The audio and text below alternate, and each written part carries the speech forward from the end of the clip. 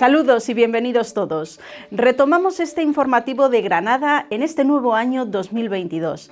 Lo hacemos dándoles las gracias en primer lugar y contándoles la actualidad de nuestra ciudad y el mundo. Comenzamos con la Semana de Oración por la Unidad de los Cristianos, que desde el 17 al 23 de enero se celebra en la Iglesia.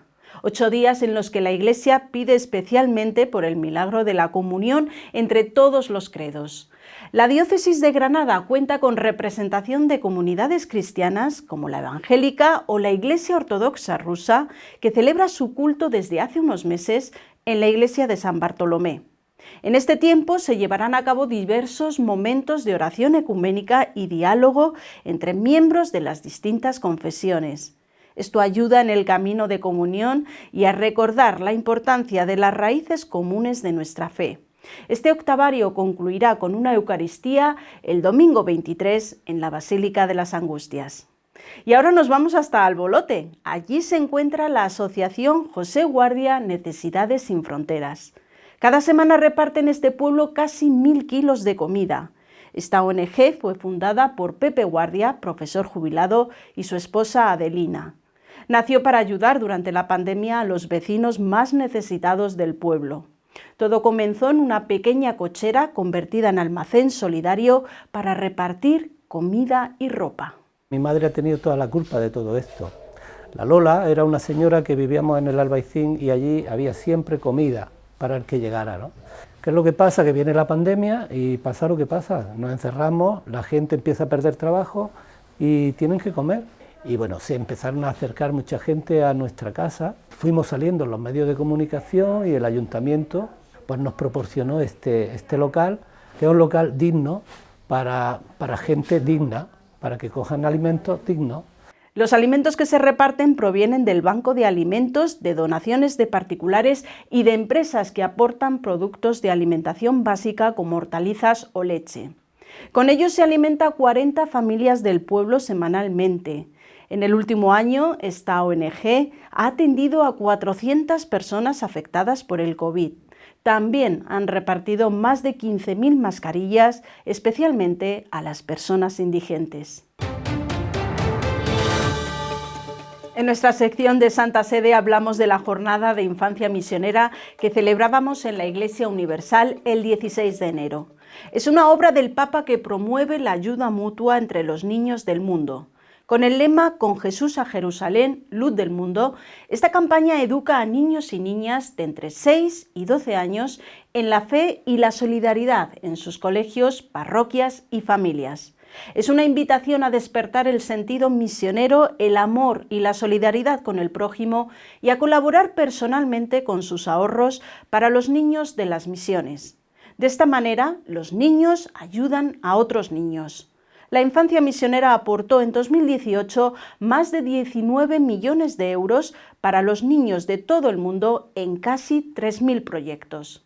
Y cambiamos de asunto. El 24 de enero se celebra la fiesta de San Francisco de Sales, patrón de los periodistas y comunicadores. Reporteros Sin Fronteras publicaba el pasado mes de diciembre su balance anual de periodistas desaparecidos, secuestrados o encarcelados en el mundo.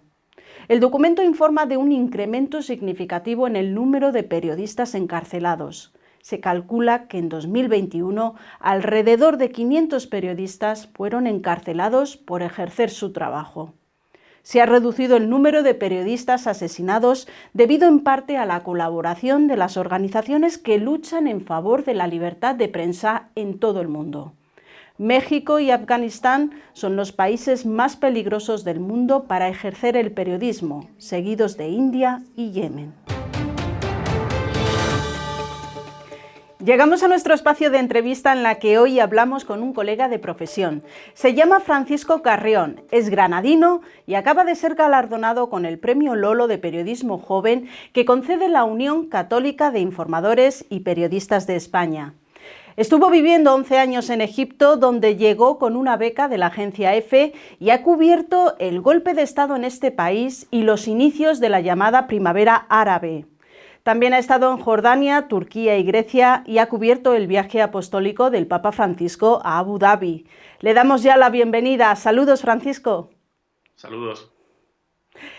Francisco, eres muy joven y ya tienes una larga trayectoria profesional en una parte del mundo nada fácil para ejercer la profesión de periodista. Sabemos que tuviste una beca con la agencia EFE y fuiste al Cairo, pero ¿qué te llevó a ir hasta allí y cómo te adaptaste a un lugar, como decimos, nada fácil para el ejercicio de la profesión? Yo eso a veces me lo pregunto, ¿no? La verdad es que lo elegí porque me parecía un sitio en el que no iba a poder ir de otra manera, ¿no? Y que era un desafío que me tenía que poner a prueba y fue así, ¿no? Yo creo que el Cairo es ya como mi segunda ciudad, ha sido y es un universo fascinante del que me ha costado mucho irme, acabo de irme, acabo de dejar el Cairo, lo dejé en junio, ¿no? Y han sido 11 años allí, 11 años además viajando por la región, como decías, desde Libia hasta Irak o Siria, y es un universo que yo creo que merece la pena ser descubierto y en el caso también de las minorías cristianas que resisten en la zona. ¿Qué es lo que más te ha impresionado o sobrecogido en todos estos años de profesión en Egipto y también en Oriente Medio? Hay muchos momentos al final en 11 años, pero para mí hay fases y hay etapas que al final he sido testigo de acontecimientos políticos históricos que están también unidos a mi propia biografía, ¿no? Y en eso, pues yo creo que fue eh, muy emocionante cubrir las revueltas de principios de 2011 que acabaron con Hosni Mubarak en Egipto, que fueron 18 días de protestas colectivas multitudinarias en la Plaza Tahrir del Cairo, que asombraron al mundo. Eso fue para mí y sigue siendo un punto muy importante que me emociona profundamente. Y luego hubo momentos y episodios muy tristes, muy trágicos, de protestas, de matanzas, de masacres, de momentos en los que todo lo que parecía que podía ser ilusionante se vino abajo, ¿no? Y de reveses también, no solo en Egipto, sino también en otros países de la región. Habrás conocido también distintas confesiones religiosas en Egipto. ¿Qué es lo que más te ha llamado la atención de ellas? Pues siempre lo digo, ¿no? Al final Egipto es un país muy rico en el que un 10% de la población, estamos hablando de unos 100 millones de habitantes, de esos 100 millones de habitantes un 10% es cristiano, cristiano copto en su mayoría, y es fascinante, ¿no? Acercarse a un grupo, a una minoría que es heredera de los faraones y que a mí lo que me llama la atención de ellos, lo que me fascina y me cautiva, tengo amigos, ¿no? Amigos coptos, es su resistencia, ¿no? Su capacidad de permanecer en un país que es muy complicado. Lo es complicado para todos, pero especialmente para los cristianos, porque no dejan de ser ciudadanos de segunda, porque se encuentran marginados por el Estado y porque, desgraciadamente, estos años lo que ha venido a demostrar es que ha habido una campaña de odio hacia el vecino copto que ha sido muy perjudicial para la sociedad egipcia y para la relación entre ellos, ¿no? Y respecto a los cristianos, precisamente, ¿recuerdas alguna historia de personas concretas que te hayan fascinado por su entrega y dedicación desde su vocación y a la comunidad en la que viven? Hay muchas, hay muchas. Hay, por ejemplo, una de una religiosa española que siempre llevo ahí, que no olvido, ¿no? Sor Adela. Yo la conocí, tenía casi 90 años, vivía aún en un pueblo del Alto Egipto, del Egipto profundo. Nosotros tenemos cierta referencia de ese Egipto porque es el Egipto cercano al Luxor, al sur del país, ¿no? Que va mucha gente de vacaciones y de visitas a los templos, pues ahí había una monja española que llevaba décadas en el país, décadas en esa comunidad, en un pequeño pueblo, y que había conseguido el control de natalidad de la población cristiana y erradicar la ablación de clítoris, que es una práctica, por desgracia, muy extendida todavía entre cristianos y musulmanes en Egipto, ¿no? Esa es una historia, luego hay otras miles. Yo recuerdo un día, un 9 de octubre de 2011, que se produce una masacre de activistas y manifestantes coptos, que es además el día de mi cumpleaños, ¿no? Y es un día que tengo ahí como las tragedias personales, ¿no? Porque fue muy duro ver cómo el propio ejército abría fuego contra manifestantes pacíficos cristianos, y cómo 20 personas perdieron la vida, ¿no?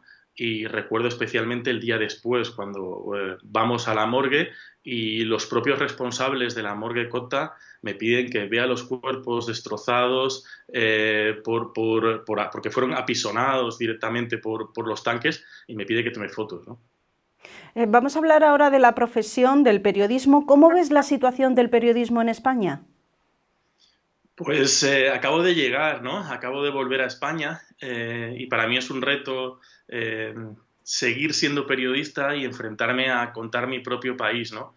Creo que es un momento duro, difícil, crítico, pero creo que es importante serlo, ¿no? Y defender ser periodista y defender la honestidad y la capacidad de contar la verdad en momentos en los que hay tanta confusión, en el que hay tantas noticias falsas y en las que hay tanta gente interesada en denigrar a la profesión, ¿no?